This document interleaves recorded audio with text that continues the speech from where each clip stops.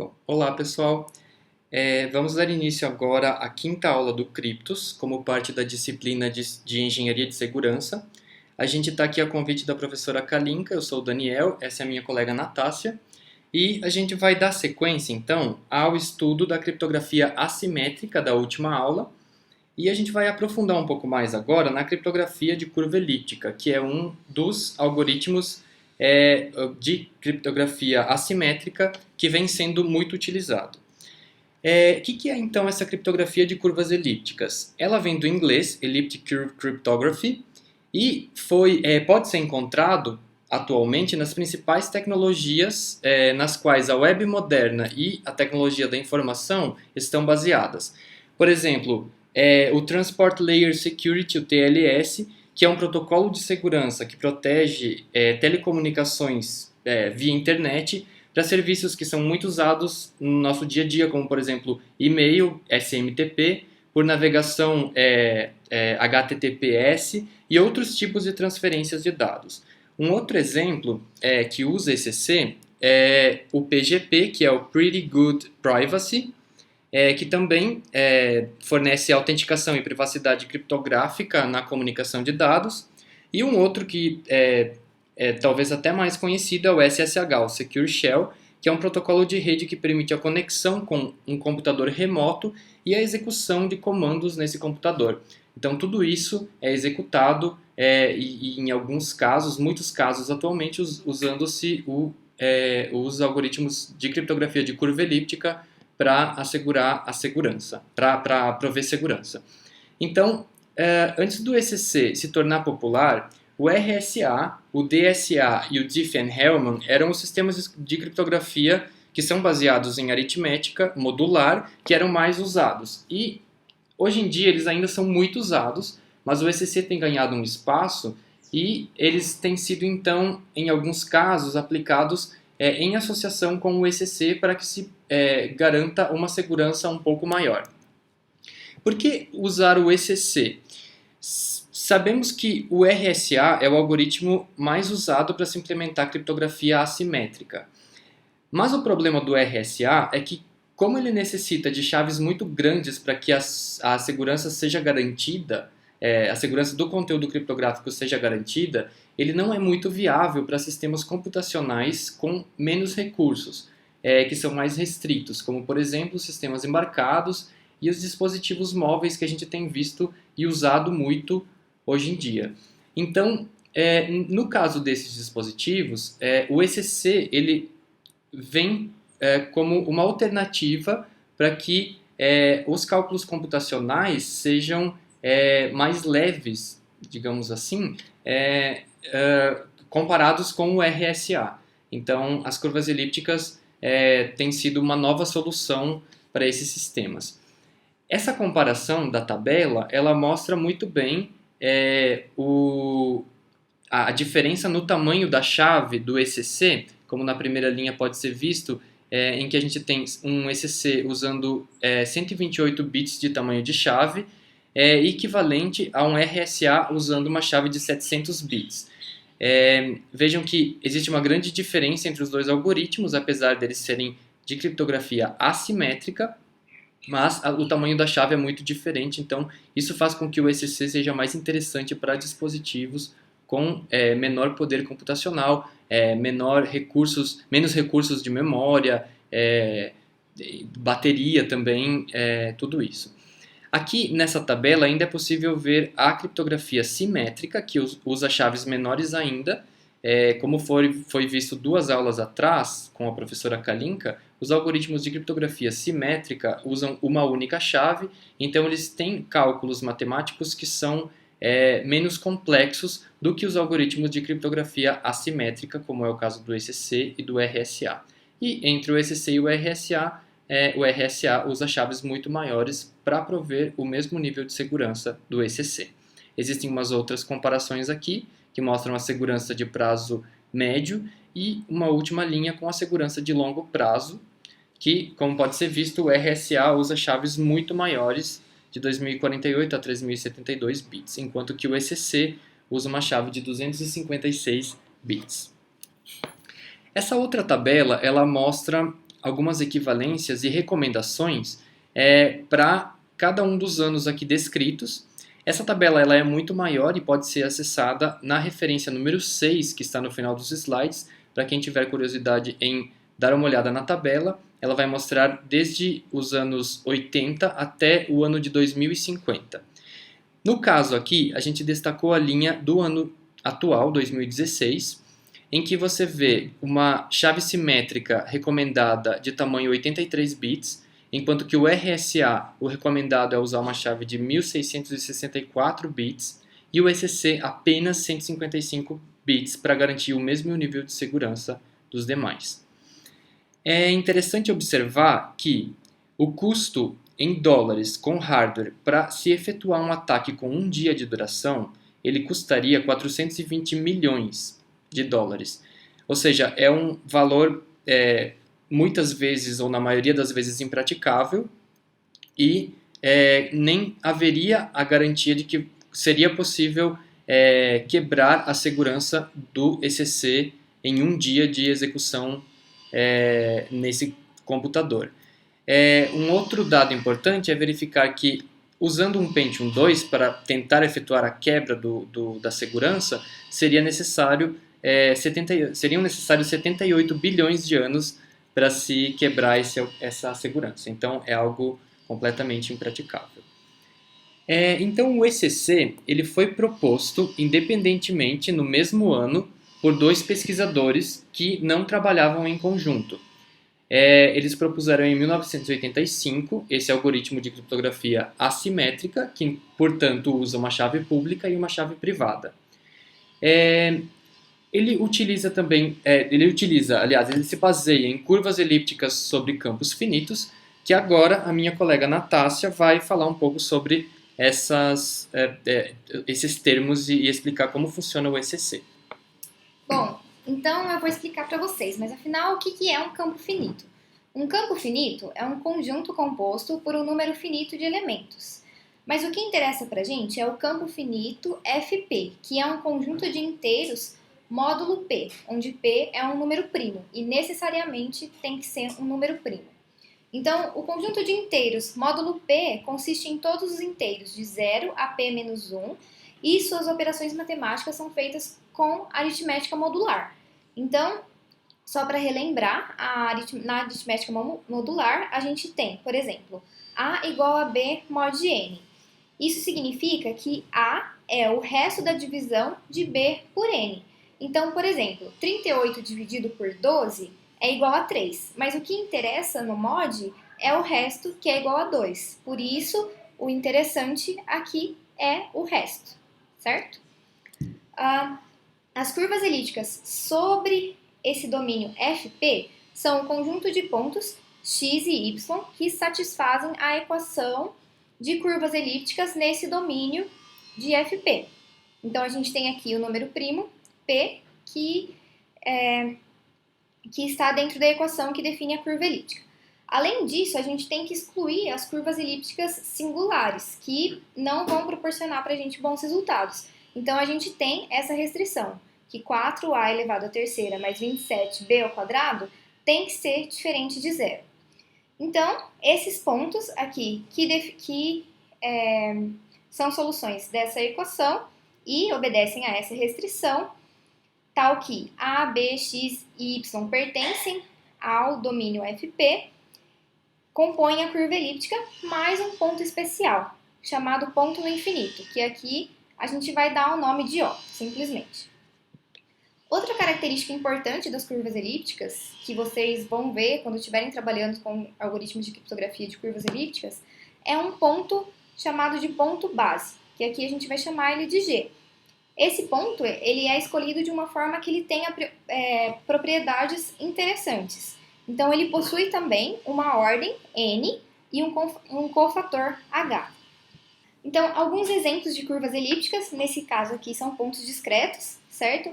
Sobre FP. Então, para P igual a 19, a gente tem esses pontos.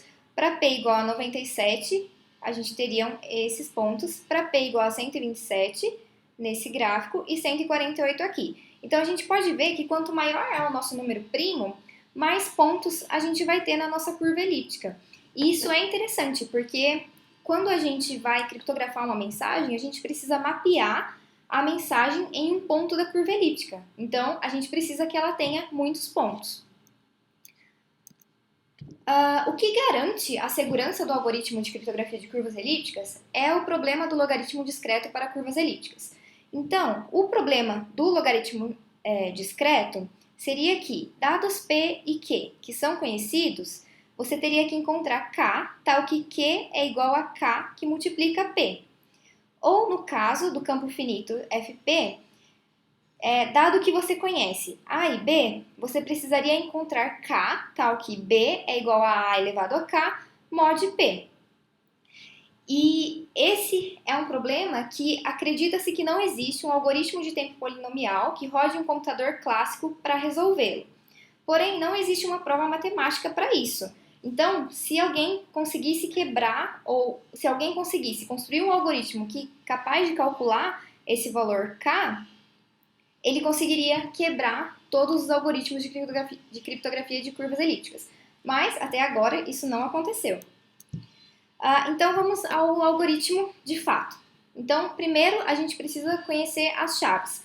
A chave privada do algoritmo vai ser um número inteiro, escolhido aleatoriamente entre 1 e n-1, sendo que n é a ordem do nosso ponto base G. E a chave pública vai ser a multiplicação da nossa chave privada pelo ponto base G, certo? E o problema do logaritmo discreto garante pra gente que ele não vai ser possível recuperar D, dado que você conhece o ponto D e o ponto G. Ok, então vamos observar o cenário em que o emissor deseja enviar uma mensagem para o receptor, mas de forma criptografada, certo? Então, o que ele vai fazer? Ele vai usar a chave privada dele e a chave pública do receptor para criptografar uma mensagem que vai ser o M, aqui no caso, é a mensagem mapeada em um ponto da curva elíptica e vai aplicar a criptografia de curvas elípticas e, como resultado, vai ter um texto cifrado, ou seja, um texto ilegível. Então, como funciona essa criptografia? Ela é basicamente dada por essa fórmula, onde C vai ser o texto criptografado, vai ser a mensagem mapeada em um ponto, mais a multiplicação da chave privada do emissor pela chave pública do receptor. Já na decriptografia, o receptor recebeu a mensagem, que vai ser o C, que vai estar cifrada, e ele quer recuperar a mensagem para ter acesso ao seu conteúdo. Então, ele vai usar a sua chave privada e a chave pública do emissor para decriptografar a mensagem. Essa operação ela é realizada através dessa equação. A mensagem cifrada menos a multiplicação da sua chave privada pela chave pública do emissor. E com isso ele recupera N. Isso acontece porque a mensagem cifrada ela é a mensagem mais a chave privada do emissor vezes a chave pública do receptor, certo? Mas isso aqui é a mesma coisa que a chave privada do emissor que multiplica a chave privada do receptor que multiplica o ponto base. Então, na decriptografia, você subtrai a multiplicação da chave privada do receptor pela chave privada do emissor pelo ponto base. Então, quando você fizer esse fator menos esse, você consegue recuperar a mensagem original. Então, é por isso que a criptografia funciona. Algumas curvas elípticas não são consideradas tão seguras quanto outras. Você precisa calcular os diferentes parâmetros dela e analisar as suas propriedades para garantir que seja realmente segura. Então, para você não ter que ficar calculando entre todas as possibilidades, já existem algumas curvas que têm as propriedades interessantes e que são consideradas seguras. E elas são definidas por institutos que pesquisam segurança. Por exemplo, o NIST publica em um documento chamado FIPS-PUB e 3.3, Digital Signature Standard, que já tem alguns parâmetros de algumas curvas consideradas seguras. O SecG também, que é um consórcio formado para padronizar alguns parâmetros e algumas análises de criptografia, publica em um documento chamado SEC2, Recommended Elliptic Curve Domain Parameters, que tem lá no final dos slides, como referência para vocês darem uma olhada. Aqui a gente colocou um exemplo de parâmetros que vocês vão encontrar nesses documentos. Então, nesse caso, é para a curva ECP256, K de Koblitz 1. Então, a gente pode ver aqui que o número primo é um número bem grande. Nesse caso, o A vale 0, mas ele pode não valer 0, e o B vale 7, mas ele pode ser tão grande quanto um número primo. Aqui, o ponto base G, ele pode ser apresentado de duas formas, comprimido ou não comprimido. Nesse caso aqui, a gente sabe que ele está numa forma não comprimida, porque ele começa com 0,4, certo? Então, esse 0,4 está aqui só para dizer isso. E, em seguida, essa string define o ponto, a coordenada x, enquanto que essa string define a coordenada y do ponto G. E também tem a ordem do ponto G e o seu cofator. Existem também outros algoritmos que utilizam também curvas elípticas. Um exemplo é o ECDH, que nada mais é que o Diffie-Hellman com curvas elípticas. Então, o Diffie-Hellman, na verdade, é um protocolo de acordo de chaves, que permite a troca de um segredo utilizando chaves públicas. No caso da utilização das curvas elípticas, vocês sabem que as chaves públicas de um emissor seria a sua chave privada vezes o ponto G e de um receptor a sua chave privada vezes o ponto G, certo? Então, as chaves públicas são trocadas e são conhecidas pelos dois.